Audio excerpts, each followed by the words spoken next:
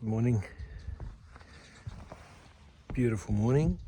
The last 3 days it's just been this perfect weather. Highs of 24 to 26. As you see in the background, no wind,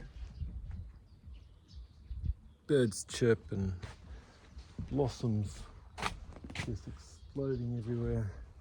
Apricot tree here has finished its blossoming, but we've got cherries coming along.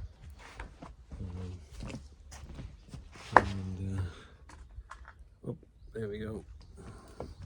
There's Vova. Vova's come to us from out near Mirnograd. Mirnograd's down near Donetsk, near the front line.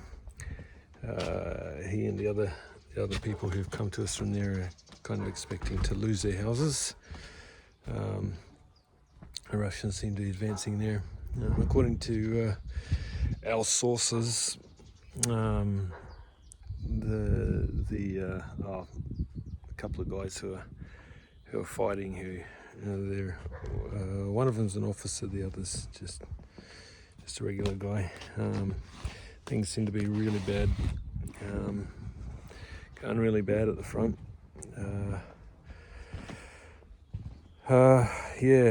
The main problem is we haven't got ammunition. And the Russians have heaps of it, so yeah, not looking good. We had a big attack last night. Finally, our power station was destroyed. The one close to us. I think on the second or third day of the war, there was a missile or two missiles that came in there, but they didn't really do any damage. It was just very sensational being close to us. 2 years have gone by now, 2.5 years, and this morning in the major attack that occurred during the night, there's apparently all night, there's drones flying in, drone bombers, the Shahed from Iran, and missiles as well came in anyway.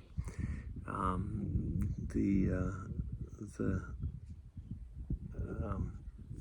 power station was totally destroyed. It was a coal power station, and the enormous thing, but it is no more, and I'm guessing it will never be rebuilt.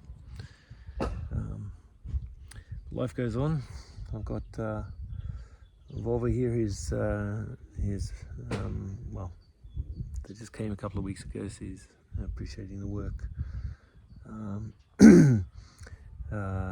Hopefully he'll get full-time work sometime soon, along with the other people who are here. Anyway, he's going to be chopping wood, doing a bit of yard work, and then also helping me with this on deck that I've been working on for a long while. Underneath it is a furnace room that we haven't finished yet, but I'd like to put a wood furnace down there that we can use if we lose gas, which, well, in the last several weeks Russia's been really pounding our electricity supplies. I don't know what happens if we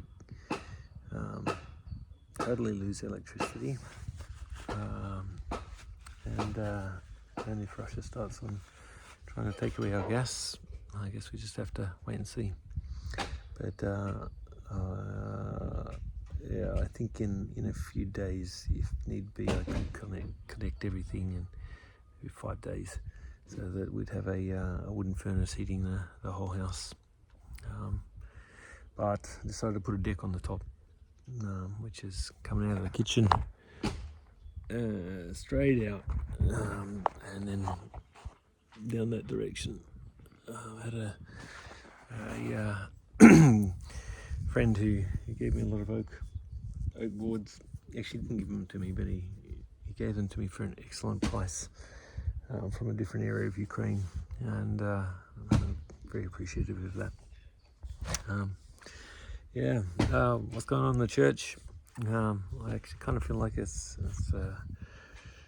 a period of problems. And yeah, woman, here we go. There's Allah.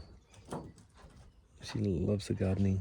She's done beautiful work around our yard, and yeah, we're gonna have a myriad of flowers very soon. But yeah, we've got lots of problems with the refugees that we have, just needing attention. Yeah, needing counselling, wisdom to figure out how to help them, how to challenge them, how to communicate to them the absolute necessity of living with God and pleasing Him, rather than pleasing themselves and having their lives affect those of those around them in negative ways.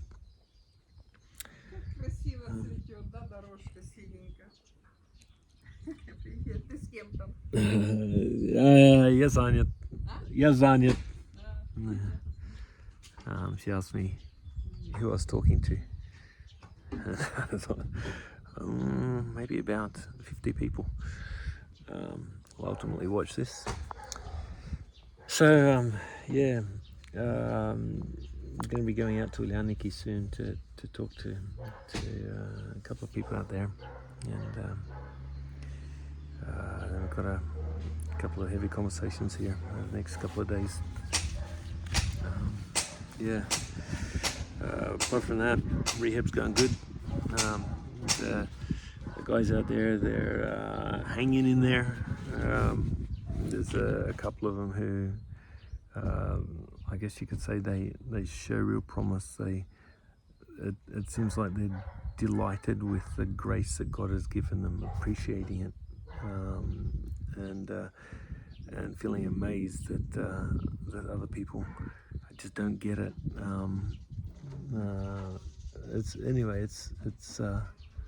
It's encouraging. The kids ministry, Ellie's been preparing for it this morning. She's going to be doing the devotional there for them today, and that's going really well. Some more kids became Christians over this last week.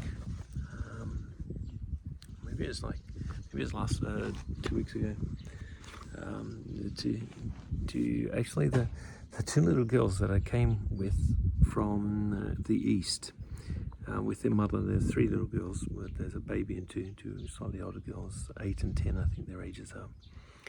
But those 2 girls are just really special girls, very unique. But they gave their lives to Christ and repented of their sins and asked Him to forgive them.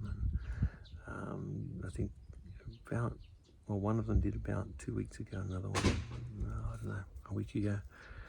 Very encouraging. It's a beautiful thing. Encouraging for the workers there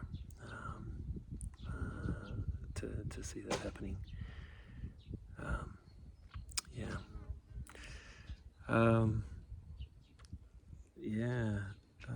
It's the guys who are in the adaptation stage are doing great.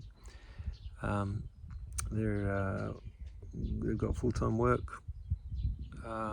There's a deficit of manpower right now, which is kind of a shame. But for them right now, at this stage of their lives, it's good. Andre has gone off to war, Brinja, we call him, and we're keeping him in prayer. We actually haven't heard from him in 3 days. He hasn't been in contact with anyone for 3 days. Which with every day that goes by and he still hasn't appeared, it kind of raises the concern level a little bit. But hopefully he's hunkered down in a spot, in a trench or something.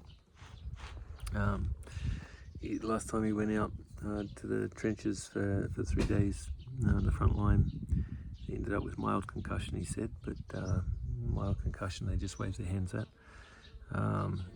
If it's more severe, then they can they'll be put in hospital and treated somewhat. There are other guys. We just keep praying for him. One of them broke his hand